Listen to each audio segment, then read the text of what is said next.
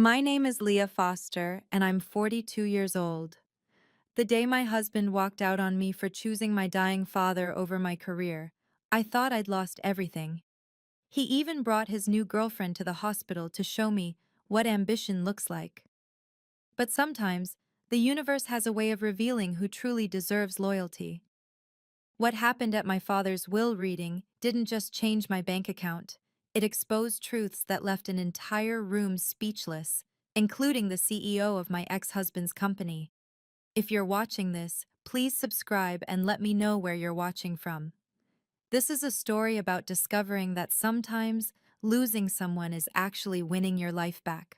2 years ago, I was a marketing director at a Fortune 500 company, pulling in six figures and climbing the corporate ladder. Then Dad's diagnosis came: stage 3 pancreatic cancer. The doctors gave him 18 months if we were lucky. I'll never forget the moment I told Mark I was taking a leave of absence to care for Dad. He held my hand across our marble kitchen island and said, "We'll get through this together, babe." That support lasted exactly 3 weeks.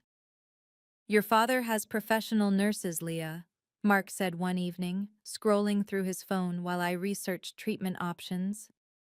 "This martyrdom thing isn't attractive." What Mark didn't understand, or didn't care to understand, was that Dad wasn't just any patient. Robert Miller had built his real estate empire from nothing, raised me alone after Mom died, and never missed a single school play or graduation. Now he needed me, and nurses couldn't provide what he really needed: his daughter's presence during the hardest battle of his life. I reduced my hours first, then went part-time, finally taking indefinite leave. Each step down the career ladder corresponded with a step back from Mark. He stopped asking about Dad's treatments. Client dinners suddenly required overnight stays. His family started making comments at Sunday dinners. "Such a shame about your career," his mother would say, cutting her salmon with surgical precision. "Mark needs a partner who matches his ambition." The truth I didn't know then: Dad had been CEO of one of the largest real estate development firms in Manhattan before retiring. He'd kept his wealth quiet, living modestly in Queens, teaching me the value of hard work over inheritance. But Mark never knew the full extent of Dad's success. He only saw an old man draining his wife's potential. The financial control started subtly. Mark moved our joint savings to a high-yield account that required both signatures for withdrawals. Then he got concerned about our spending and put me on a monthly allowance. "Just until you're working again," he assured me. I discovered the depth of his resentment the day I asked for extra money for Dad's prescriptions. Insurance didn't cover the experimental medication his oncologist recommended. $3,000? Mark's voice carried across the Whole Foods parking lot. "For pills that probably won't even work? It could give him more time. Your father has Medicare. Why should I fund his medical experiments when he never even liked me anyway?" That stung because it was partially true. Dad had always been polite to Mark, but never warm. "He sees through facades," Dad once told me. I'd laughed it off then. Mark started coming home later, his clothes carrying unfamiliar perfume. "Networking events," he'd say, tossing his keys on the counter without looking at me. His phone, once casually left anywhere, never left his side. When it buzzed during dinner, he'd step out to answer, claiming urgent work calls. One night, while he showered, a text preview lit up his screen. "Can't wait to see you tomorrow night. Jay." I sat there, staring at that kiss emoji, feeling something inside me break. Not my heart. That had been fracturing for months. It was the last thread of denial snapping. My husband wasn't just unsupportive. He was already moving on while I was still technically in the picture. The next morning, Mark opened a separate bank account. For business expenses, he explained, though his company had always direct deposited his bonuses into our joint account before.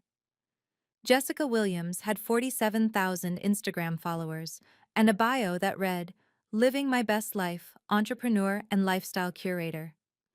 Her feed was a carefully orchestrated display of morning lattes, yoga poses, and motivational quotes about removing toxic people and elevating your circle. I found her through Mark's tagged photos. He'd been careful not to post her himself, but her friends weren't as discreet. There he was at a rooftop bar in Tribeca, his arm around her tiny waist, both holding champagne flutes. The caption, "Power couples who hustle together, thrive together, at Mark Foster, at Jess Williams, YC, ambitious, no excuses." The date stamp showed 3 weeks ago, when I'd been sleeping on a hospital cot because Dad had a bad reaction to chemotherapy. Mark's LinkedIn activity told another story. He'd been commenting on every post Jessica made about cutting dead weight and surrounding yourself with winners. His own posts had shifted from market analyses to philosophical musings about the importance of partnering with someone who shares your vision. Our mutual friend started reaching out with careful messages. "Just wanted to check if you're okay. Saw something online, thought you should know." Sarah from my old team finally sent me screenshots from the company happy hour. Mark had actually told people I'd given up on life and that he couldn't be with someone without ambition or drive. She chose to be a full-time nurse to her father, he'd said, 3 martinis in, Jessica draped on his shoulder. "I need a partner, not a charity worker." The irony? While I was supposedly giving up on life, I was learning more about strength, sacrifice, and real love than I'd ever known in our 8-year marriage. But Mark couldn't see that.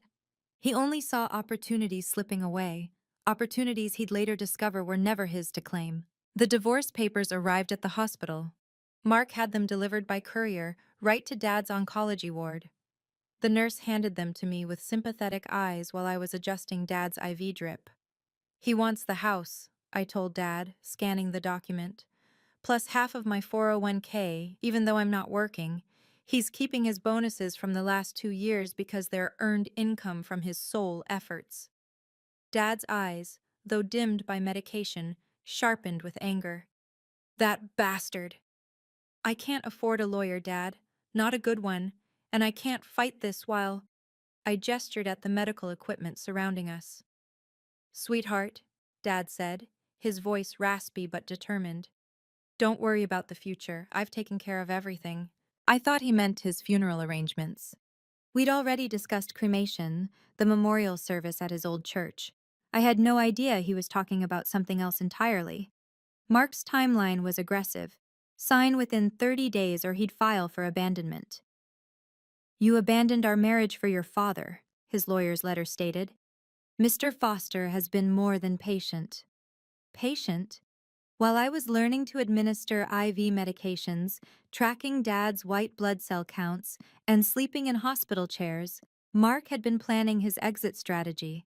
He'd already moved half our furniture to a new apartment, one Jessica was decorating according to her Instagram stories. The financial squeeze was deliberate. Without access to our joint accounts, I was burning through my personal savings on Dad's medications, special foods, and equipment rentals. Medicare covered the basics, but comfort, dignity, those cost extra. "Let him have it all," Dad whispered one evening, gripping my hand with surprising strength. "Material things can be replaced. Time with family can't. You're making the right choice, Leah. Trust me on this." Mark chose a Tuesday afternoon to stage his cruelest performance. He arrived at the hospital with his lawyer, Brandon something or other, carrying a leather portfolio like they were closing a business deal. Jessica waited in the hallway, visible through the glass door, scrolling through her phone in a designer dress. "Sign it now, Leah," Mark said, spreading the papers on Dad's bedside table, right next to his water pitcher and medication chart. "Stop being dramatic. This is what's best for everyone." Dad's eyes were closed, but I saw his heart rate spike on the monitor. "Could we do this somewhere else?" I asked. "Why? You live here now anyway." Mark's laugh was sharp. "Brandon has another appointment in an hour. Just sign." Brandon, at least, had the decency to look uncomfortable. "We could step outside." "No need," Mark interrupted. "Her father's sedated. Right, Robert?" That's when Dad's eyes opened. He looked directly at Mark, then at Jessica preening in the hallway, then at me. "Leah, call Thomas Brennan," he said clearly. "Who?" Mark demanded. Dad closed his eyes again. My lawyer. Speed dial 3 on my phone. The room went silent, except for the steady beep of monitors. Mark's face shifted through several expressions: confusion, calculation, then dismissal. Bluffing won't help her, he told Brandon. But I saw the flicker of uncertainty.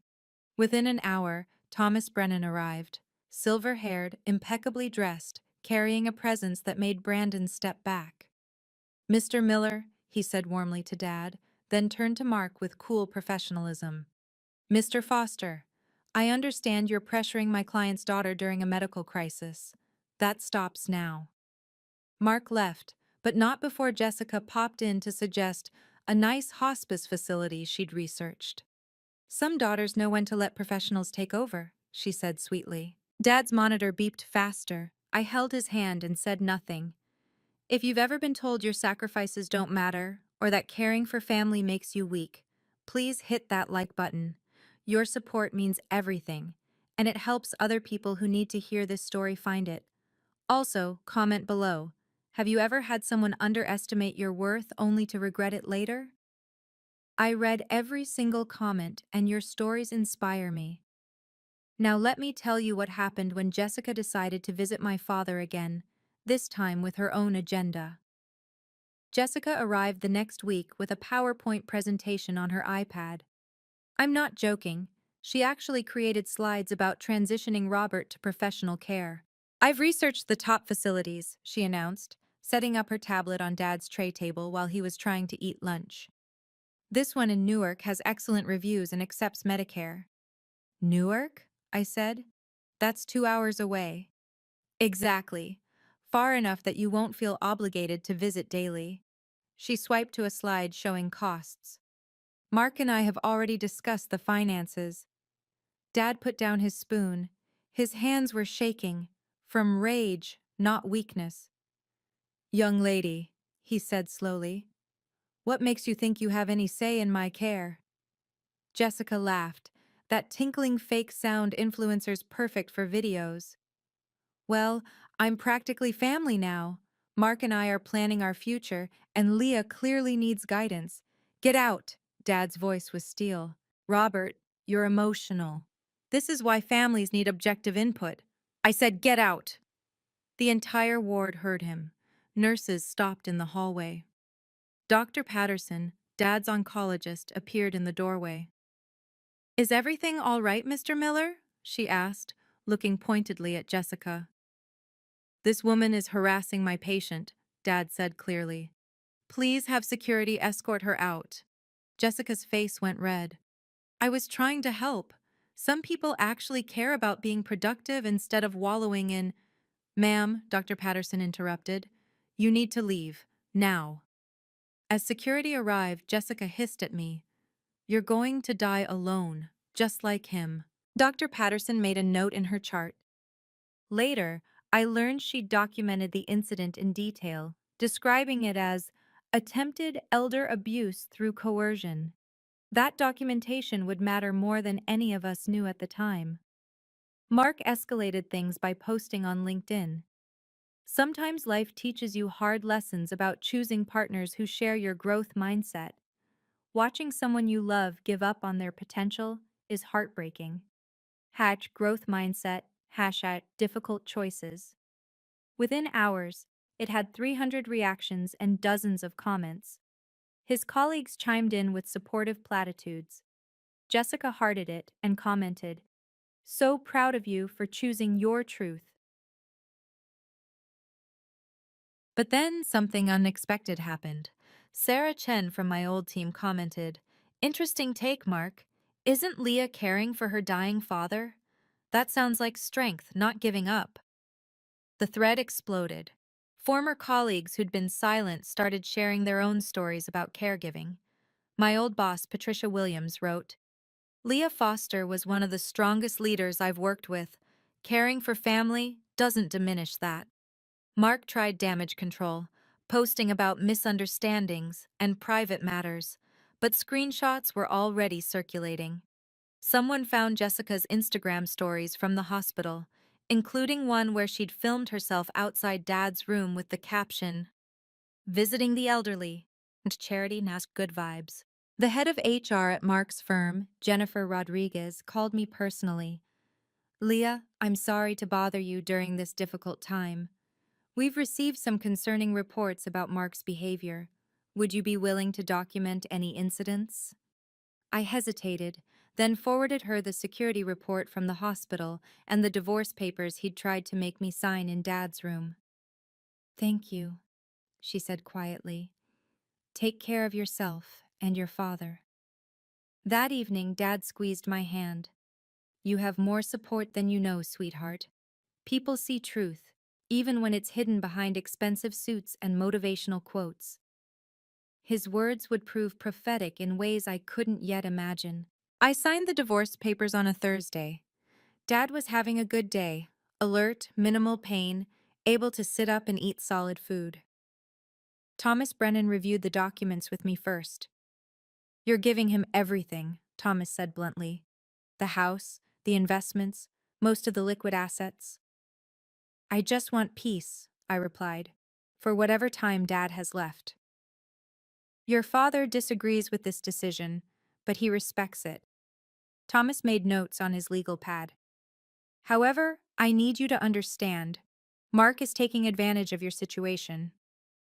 "I know." I signed my name with steady hands. "But fighting him means depositions, court dates, mediations. I can't do that and be here for Dad." Mark had won, or so he thought. He got the Brooklyn townhouse we'd renovated together, our investment portfolio, even my grandmother's dining room set. I kept my clothes, my car, and my personal savings account with barely $5,000. When I told Dad it was done, he cried. It was the first time I'd seen him cry since Mom's funeral 20 years ago. "You deserved better," he whispered. "I have what matters," I said, holding his weathered hand. "I have time with you. The best investment I ever made was in you, sweetheart." His eyes held something I couldn't quite read, sadness mixed with something else. Satisfaction? "You'll be okay. Trust me." That night, Thomas Brennan visited again. He and Dad talked privately for 2 hours. When he left, Dad seemed lighter somehow, almost peaceful. "It's all arranged," Dad told me. "Everything is exactly as it should be." I assumed he meant his funeral plans. We'd already picked out his burial plot next to Mom. I had no idea he was orchestrating something far more elaborate. A final lesson in justice that would be delivered with perfect timing. Thomas Brennan became a regular visitor in Dad's final weeks. He brought different documents each time, always in sealed folders, always requiring Dad's signature in front of witnesses. The nurses started joking about Dad running his empire from bed 7. "Your father is a smart man," Thomas told me one afternoon while Dad dozed. "One of the smartest I've represented." "He was a great CEO," I agreed. "Is," Thomas corrected. "He is a great CEO. Retirement doesn't diminish what someone built." I didn't understand the emphasis then. Dad had sold his company 5 years ago, keeping only a small consulting role. Or so I'd thought. "Leah," Dad said one evening, more alert than he'd been in days, "I need you to know something about my portfolio." "Dad, we don't have to talk about—" "Listen." His voice was firm. "I've been investing since before you were born. Real estate, tech stocks, index funds. Compound interest is a beautiful thing." "Okay, Dad." "The Manhattan property alone." He drifted off, then snapped back. "Never told Mark about everything. Some things are better kept quiet until the right moment." A notary public came twice. A videographer once, setting up professional equipment for what Dad called a message for later. He made me leave the room for that recording. "Privacy matters," he said when I protested. "Even from you, sweetheart." The day before he passed, Dad had one final visitor, Richard Blackstone, CEO of Mark's company. They'd been friends for 40 years, something Mark never knew. Richard held Dad's hand and promised, "I'll keep an eye on things, Robert." "I'm counting on it," Dad replied. Everything felt orchestrated, but I was too exhausted and grief-stricken to piece it together. The puzzle would only reveal itself at the reading of the will. Never told Mark about everything. Dad's words echoed as I sorted through his papers after the funeral. Mark hadn't attended. He sent a bouquet with a generic card from his assistant. Jessica posted about the circle of life with a sunset photo. Dad's filing cabinet revealed glimpses of a financial life I'd never fully understood. Quarterly statements from investment accounts, property deeds, a folder marked Manhattan Holdings containing documents about a building on the Upper East Side. Your father was very private about his wealth, Thomas Brennan explained when I called him, confused. He believed in living modestly and teaching value through example, not inheritance. But Mark always said Dad was comfortable, not wealthy. Mark saw what your father wanted him to see. Thomas's tone was carefully neutral. Your father observed that Mark had strong opinions about money and family wealth during your early dating days. I remembered now, Mark's rants about trust fund babies, his pride in being self-made, his contempt for people who inherited rather than earned. Dad had listened to those speeches at family dinners, nodding politely, never mentioning his own substantial assets. The full estate will be detailed at the reading, Thomas continued. Your father requested both families be present. He was very specific about the attendee list. Both families? But Mark and I are divorced now. Your father's will was finalized 3 days before he passed. He was quite aware of your marital status. Thomas paused. He also insisted Mr. Foster be personally invited, said it was important for closure. The way he said closure made me shiver. Dad had been planning something. All those documents, the video recording, the careful timing. He'd orchestrated his final move while everyone thought he was just a dying old man. 3 days before Dad passed, Mark organized what he called a farewell visit with his team from the office. 15 people showed up at the hospice ward, treating it like a corporate field trip. Mark played the devoted almost son-in-law, even though our divorce had been finalized for 2 weeks. This is Leah, he announced to his younger colleagues, Robert's daughter. She's been here full-time. It's been challenging for everyone. The subtext was clear. Look at what I've had to deal with. Jessica stood beside him in a black dress, as if she'd already attended the funeral. It's so important to say goodbye, she said loudly, filming herself for her stories. Closure is everything. Richard Blackstone, the CEO, stood apart from the group, watching Mark's performance with an unreadable expression. He approached Dad's bed separately, leaning down to whisper something I couldn't hear. Dad's eyes flickered open, and he nodded once. Leah's made sacrifices, Mark continued his speech. Sometimes people choose family over career. It's admirable, really, even if it's not the choice everyone would make. Not the choice a smart person would make, Jessica added, not quite sotto voce. Dr. Patterson appeared in the doorway. This is a hospice ward, not a conference room. 5 visitors maximum, please. As the group dispersed, Mark made one final performance.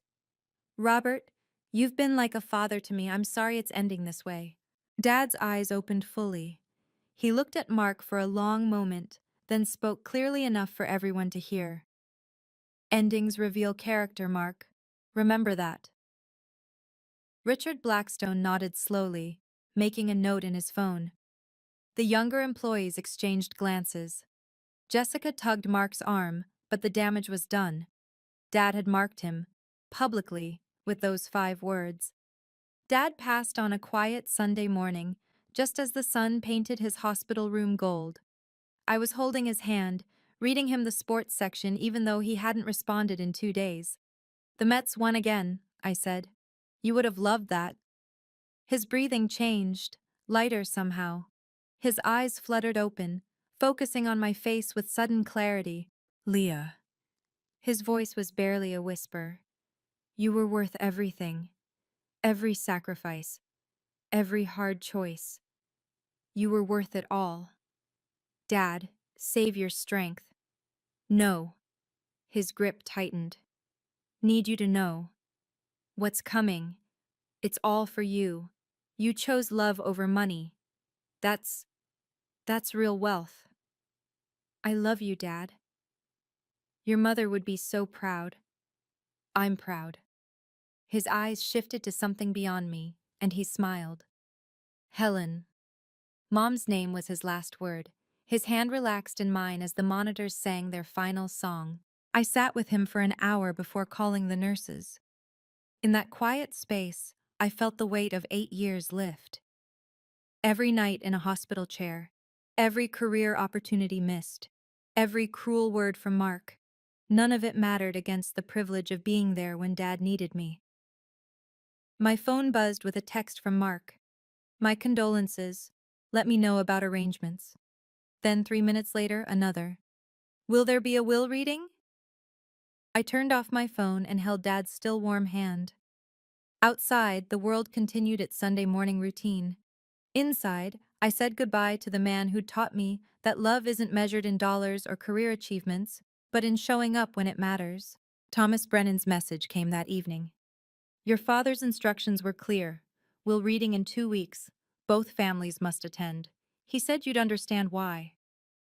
The law offices of Brennan and Associates occupied the 40th floor of a Manhattan high-rise, all glass and gravitas. I arrived 15 minutes early, wearing the black dress I'd bought for Dad's funeral. Simple, dignified, appropriate. Mark arrived with an entourage, Jessica in designer sunglasses despite the gray day, his brother Dennis, his mother Margaret, and Brandon, his divorce lawyer. They swept in like they owned the place. Leah, Margaret acknowledged me with a curt nod. This must be difficult. Thank you for coming, I replied, noting how Jessica was already calculating the office's worth. Thomas Brennan's assistant escorted us to a conference room dominated by a mahogany table and a large wall-mounted television. Documents lay at each seat, held shut with official seals. Interesting setup for a simple will reading, Mark commented, taking a seat directly across from me. Seems excessive for a modest estate. Thomas entered precisely at 10, followed by 2 assistants and, surprisingly, Richard Blackstone. Richard? Mark stood, confused. What are you doing here? Your father-in-law invited me, Richard replied, choosing a seat near the door. He said it would be educational. Thomas cleared his throat. Before we begin, I need to confirm all required parties are present. He read from a list: immediate family, ex-spouses who were married during the final illness, and, he looked at Jessica, any parties who attempted to influence Mr. Miller's care decisions. Jessica shifted uncomfortably. I don't see why You're named specifically, Ms. Williams. Mr. Miller was quite thorough. The assistant powered on the television and opened a laptop. The screen showed a paused video, Dad in his hospital bed, alert and formal, wearing his navy suit jacket over his hospital gown. Shall we begin? Thomas asked, his finger hovering over the play button. Before we get to the will reading, I want to thank you for staying with me through this story. If you've ever felt invisible for doing the right thing, please subscribe and ring the notification bell. I post new stories every week about real people standing up for themselves. Quick question. What would you have done in my situation? Would you have signed those divorce papers? Let me know in the comments. Now, here's where everything changed. Thomas Brennan adjusted his glasses and began reading from the official document. The last will and testament of Robert James Miller, executed on the 15th of this month, 3 days prior to his passing.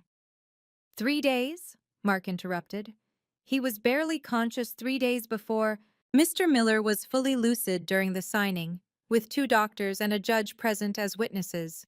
Thomas continued smoothly. Now, as to the disposition of assets. He paused, looking directly at me.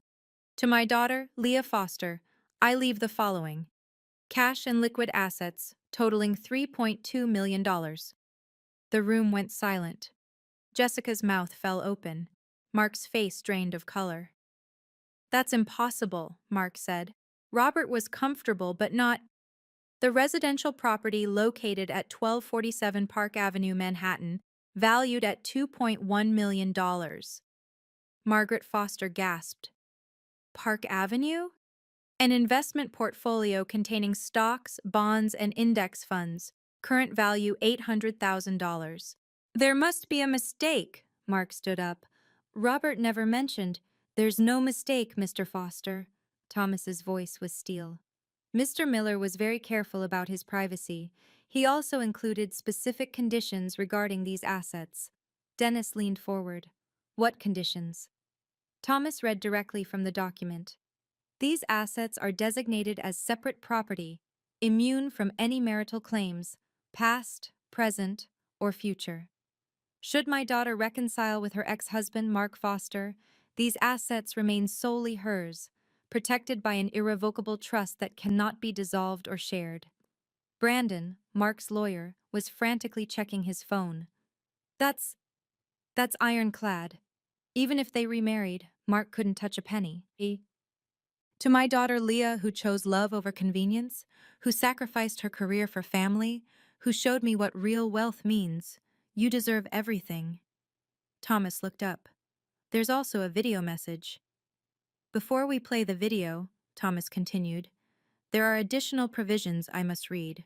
He turned the page deliberately. Regarding Mark Foster, who was married to my daughter during my final illness. Mark straightened, a flicker of hope crossing his face.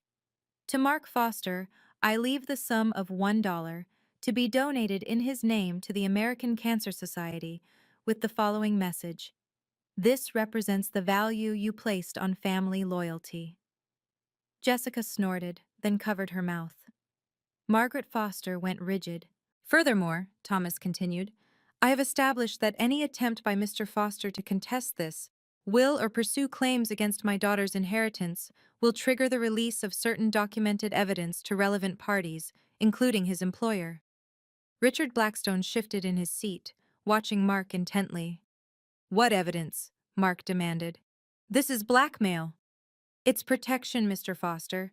Your conversations in Mr. Miller's hospital room were recorded with his consent, as Maryland is a one-party consent state for recordings. Your statements about waiting for the old man to die and your financial motivations are well documented. Mark's lawyer, Brandon, was sweating. Mark, we need to discuss. Shut up, Mark snapped. This is ridiculous. The divorce is final. I don't want anything from her father. Interesting, Thomas said mildly, because you texted my client 12 times in the past week asking about the will reading. But let's proceed. There's one more provision. He looked at Jessica. To Jessica Williams, who suggested my daughter abandon me for professional care and who filmed content in my hospital room for social media, I leave this message. Compassion is not content. Families are not photo opportunities. May you learn this before it's too late. Jessica's face burned red. I was trying to help. The video will clarify Mr. Miller's feelings about your help, Thomas said, reaching for the remote. Dad appeared on screen, propped up in his hospital bed but alert, wearing his navy suit jacket. The date stamp showed 3 days before his death. If you're watching this, I'm gone, and you're all gathered to hear what I've left behind. His voice was clear, stronger than it had been in weeks. Leah, my darling daughter, you already know what I'm leaving you, but they don't know why. He paused, eyes moving as if seeing the room where we now sat. Mark Foster, you're probably calculating what you've lost. $3.2 million in cash, a Manhattan property, an investment portfolio. You threw it all away the day you told my daughter she was wasting her life on a dying man. Mark's face went white. Jessica grabbed his arm. Yes, I heard you. Every word. You stood in my room thinking I was unconscious, and told Jessica that when I died, it would be payday. You said Leah's inheritance would make up for the lost years of her career. Richard Blackstone was typing notes rapidly. You revealed your character, Mark. You saw my daughter's love as weakness. You saw my illness as an opportunity. But here's what you missed. I was never unconscious. I heard everything. Your plans to put me in a cheap facility, your girlfriend's suggestions about professional care, your complaints about the money Leah spent on my medications. Dad leaned forward slightly.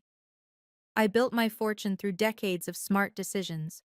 Keeping you away from it, that was my smartest one. The video continued.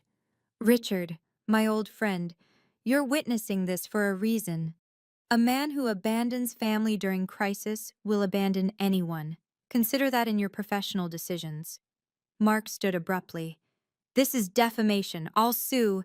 Sit down, Mark, Richard said quietly. You're done. Mark's composure shattered completely. He dropped to his knees in front of me, right there in the conference room, grabbing for my hands. Leah, please, we can work this out. The divorce was a mistake. I love you. Jessica stood up so fast her chair tipped over. Are you serious right now? Shut up, Mark snarled at her, then turned back to me with desperate eyes.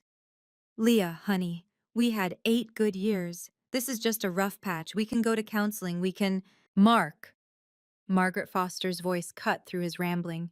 Stop embarrassing yourself. Mom, you don't understand.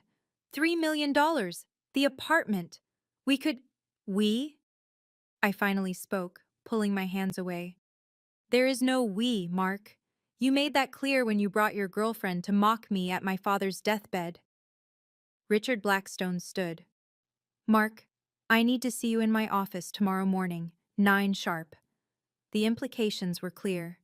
Mark's face crumbled as he realized his professional life was about to implode along with his personal one. Jessica grabbed her purse. You told me she was nothing. You said she was a washed-up housewife playing nurse. She looked at me. He said you were pathetic, that you'd thrown your life away for nothing. And yet here we are, Thomas Brennan observed mildly. Ms. Foster inherited millions, and Mr. Foster is on his knees begging for forgiveness. Interesting how things reveal themselves. Dennis tried to help Mark stand, but he shrugged him off, making one last attempt. Leah, I made mistakes, but the divorce papers were finalized 2 weeks ago, I said quietly. And Dad made sure you can never touch his money, even if I lost my mind and took you back. Which, of course, would never happen. I stood slowly, gathering my purse and the folder Thomas had given me containing Dad's letters, personal messages he'd written for me to read later, in private. The room was absolutely silent, except for Mark's ragged breathing as he remained on his knees. Thank you, Thomas, I said, shaking the lawyer's hand. You've executed my father's wishes perfectly. It was an honor, Ms. Foster. Your father was very specific about ensuring you were protected. He handed me a business card. My personal cell. If Mr. Foster attempts any contact that makes you uncomfortable, call immediately. I turned to Richard Blackstone. Thank you for coming.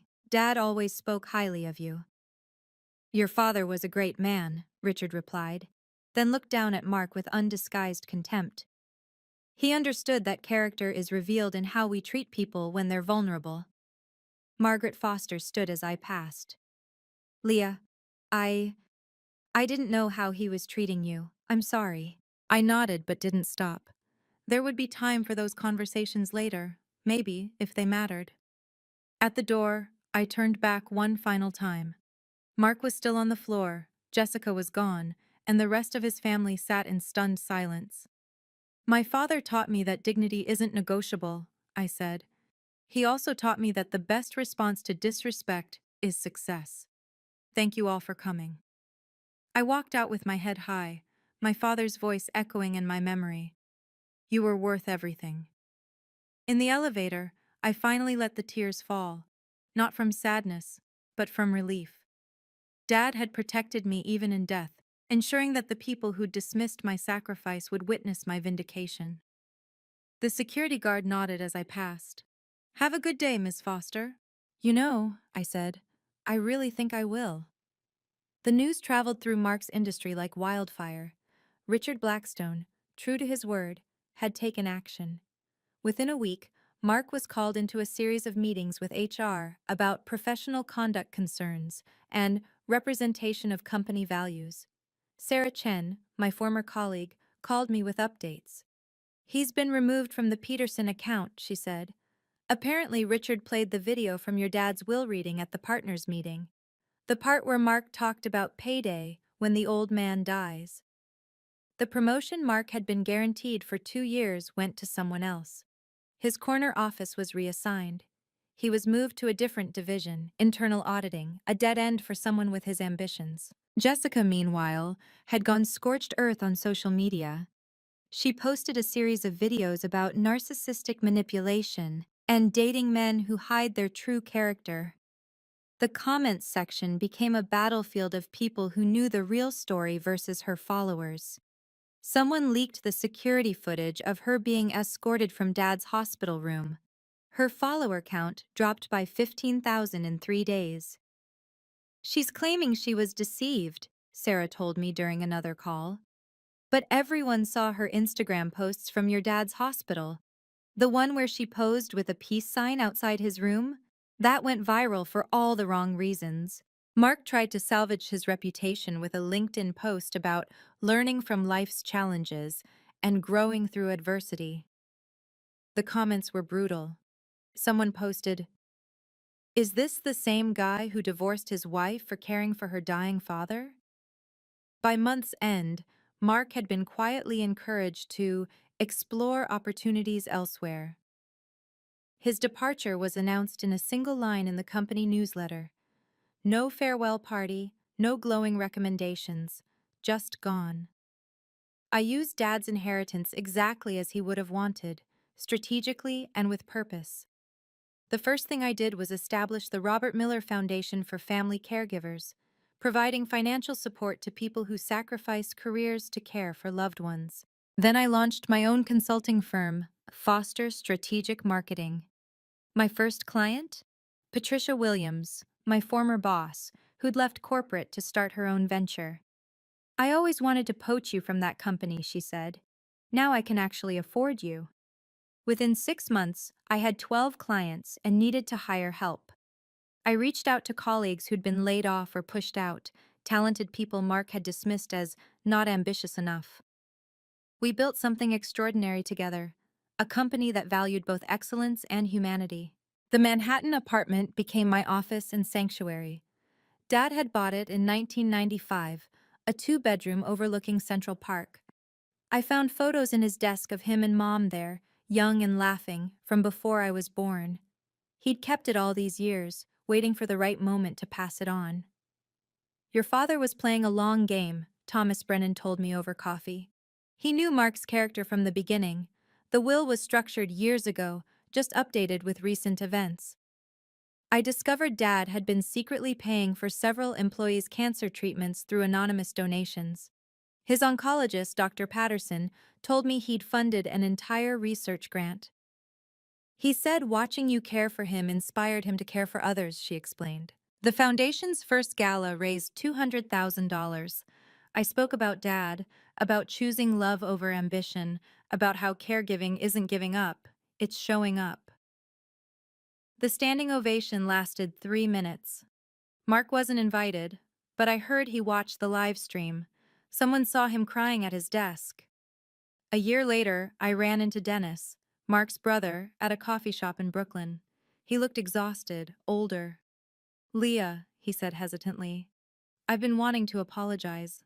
We all knew what Mark was doing was wrong. We should have said something." "How is he?" I asked, not from concern, but curiosity. Dennis shrugged. "He's working at a small firm in Jersey, makes a third of what he used to, lives in a studio apartment in Queens." He paused.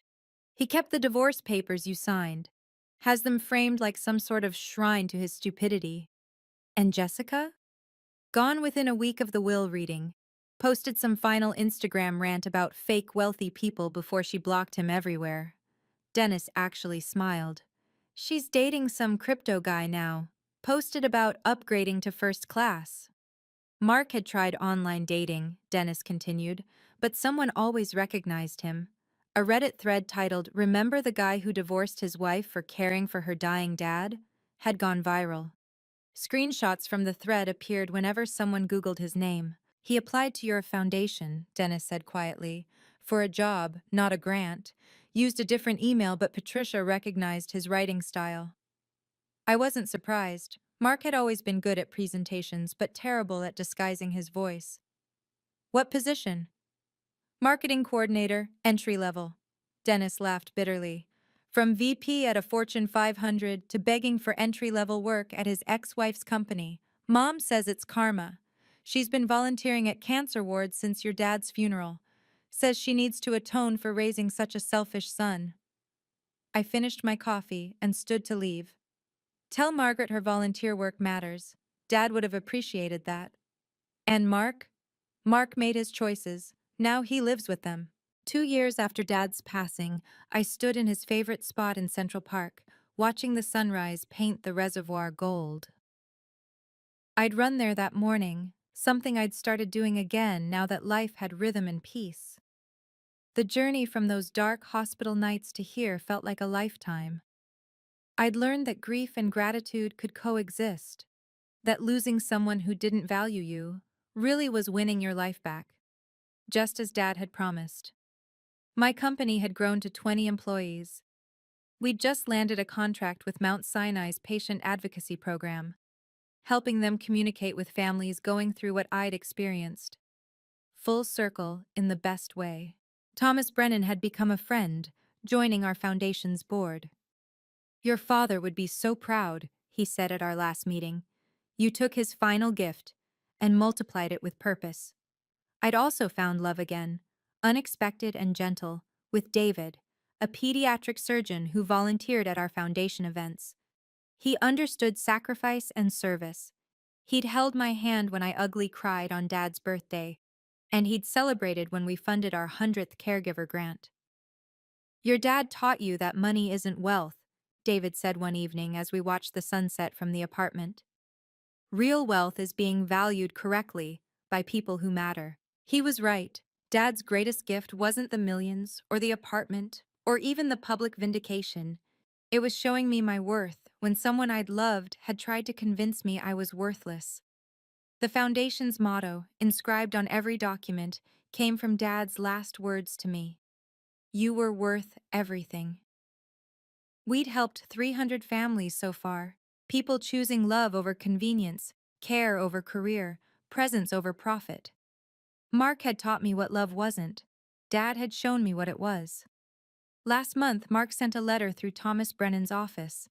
10 pages, handwritten, begging for forgiveness and a second chance. "I understand now what I lost," he wrote. "Not the money, you." I read it once, then filed it with the other attempts he'd made to contact me. No response needed. Some bridges, once burned, should stay ash. Jessica had reinvented herself as a wellness coach, specializing in toxic relationship recovery. The irony wasn't lost on anyone who knew the real story. She'd tried to attend one of our foundation galas, presumably for content. Security politely redirected her to the exit. Margaret Foster became one of our most dedicated volunteers. She never asked about Mark during our interactions, just showed up and worked. Once, she said quietly, "I failed as a mother. Let me succeed as a human being." I respected that. The apartment where Dad spent his final months was now a hospice suite named in his honor.